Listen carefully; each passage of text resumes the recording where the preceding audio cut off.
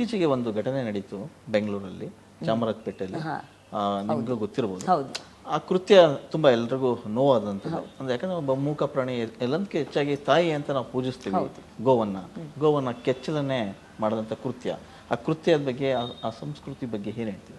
ಅದೇ ಈ ಹೀನ ನೀಚ ಮನಸ್ಥಿತಿ ಇದೆಯಲ್ಲ, ಇದೇ ಸಮಾಜಕ್ಕೆ ಬಹಳ ಆಘಾತಕಾರಿ ಅಂತ.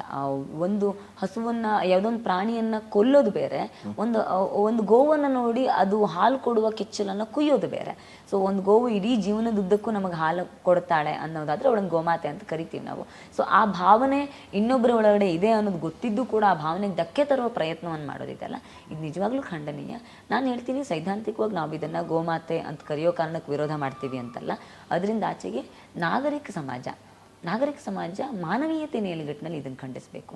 ಇದಕ್ಕೆಲ್ಲರೂ ಧ್ವನಿ ಆಗಬೇಕು ಅಂತ. ಪ್ರಾಣಿದಯ ಸಂಘಗಳು ಬರೀ ನಾಯಿ ಬೆಕ್ಕಿನಿಂದ ಆಚೆಗೆ ಒಂಚೂರು ಬಂದು ಇದ್ರ ಕಡೆ ಗಮನ ಹರಿಸ್ಬೇಕು. ಎಲ್ಲೋ ಕಂಬಳ ಆದಾಗ ಪ್ರಾಣಿ ಹಿಂಸೆ ಆಗುತ್ತೆ ಅಂತ ಯೋಚನೆ ಮಾಡುವಂಥ ಬೇಟದಂಥ ಸಂಸ್ಥೆಗಳು ಬಂದಿಲ್ಲಿ ಮಾತಾಡಲಿ, ಈಗ ಇದನ್ನು ವಿರೋಧ ಮಾಡಲಿ, ಇವರುಗಳಿಗೆ ಕಠಿಣ ಶಿಕ್ಷೆ ಕೊಡುವಲ್ಲಿ ಕೆಲಸ ಮಾಡಲಿ ಅಂತ ನಾನು ಕೇಳ್ಕೊಳ್ತೇನೆ. ಯಾರೋ ಒಬ್ರು ಇಬ್ರು ಮಾಡಿದ್ದನ್ನ ಇಡೀ ಸಮುದಾಯನೇ ದೂರೋದು ಸರಿನಾ? ಸಮುದಾಯವನ್ನು ನಾನು ದೂರೋದಿಲ್ಲ, ಆದ್ರೆ ಸಮುದಾಯ ಯಾರೋ ಒಬ್ಬ ಮಾಡಿರೋ ವ್ಯಕ್ತಿ ಮಾಡಿರೋದನ್ನ ಎಷ್ಟು ಖಂಡಿಸಿದೆ? ತಮ್ಮದೇ ಸಮುದಾಯ ಮಾಡಿದೆ ಅಂತ ಗೊತ್ತಿದ್ದಾಗಲೂ ಆ ಸಮುದಾಯ ಖಂಡನೆ ಮಾಡಬೇಕಲ್ಲ. ಇದನ್ನು ಕನಿಷ್ಠ ಪ್ರಾಣಿ ಹಿಂಸೆ ಅನ್ನುವ ದೃಷ್ಟಿಕೋನದಲ್ಲಾದ್ರೂ ಬನ್ನಿ, ಖಂಡನೆ ಮಾಡಿ. ಆಗ ನಿಮ್ಮ ಸಮುದಾಯದವರೇ ಮಾಡಿದ್ದಾರೆ ಅನ್ನೋ ದೃಷ್ಟಿಕೋನದಿಂದ ಆಚೆಗೂ ನೀವು ಮಾನವೀಯತೆಗೆ ನಿಲ್ತೀರಿ ಅನ್ನೋ ಸಮಾಜಕ್ಕೂ ಗೊತ್ತಾಗತ್ತಲ್ಲ. ಆ ನೆಲೆಗಟ್ಟಿನಲ್ಲಿ ಕೆಲಸ ಮಾಡಲಿ. ನಾವಂತೂ ಇದು ಸಮುದಾಯಕ್ಕೆ ಕಟ್ಟೋದಕ್ಕೆ ತಯಾರಿಲ್ಲ, ಆದರೆ ನೀವು ಅದನ್ನು ಕಟ್ಟಿಸ್ಕೊಳ್ಬೇಡಿ ಅಂತ ಹೇಳ್ತೀನಿ ಅಷ್ಟೇ.